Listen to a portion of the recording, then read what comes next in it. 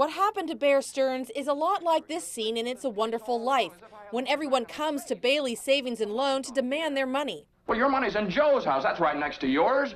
Like Jimmy Stewart's character, Bear Stearns didn't have the money to pay. And because of the credit crunch, no one else was willing to lend Bear Stearns the money for a bailout. This run on the 85-year-old investment firm pushed it to the brink of bankruptcy.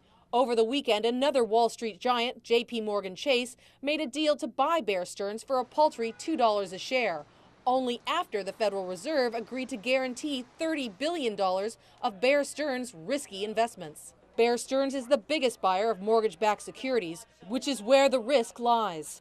It was a simpler time back in the day when George Bailey was giving out loans. You're lending them the money to build, and then they're going to pay it back to you as best they can. Now, what are you going to do, foreclose on them? Banks would make loans to homeowners, and the homeowners would pay them back. If the bank made a bad loan and the homeowner didn't pay, then that was the bank's problem. Now banks and other lenders make loans to homeowners, but instead of keeping those loans, they bundle them up with other loans and sell them to investment houses.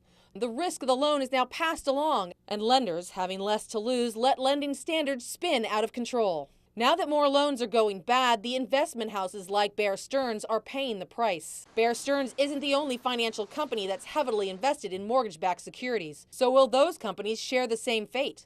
Well, the Federal Reserve made another move this weekend that is meant to ensure that those other firms will be able to stay afloat by agreeing to lend money at a reduced rate to investment houses, just like they do for banks. One financial expert I spoke to says that if the Fed had started this program last week, Bear Stearns would not be in the trouble it's in today. Cron 4's Teresa Stasio went to the San Francisco branch of the troubled financial giant.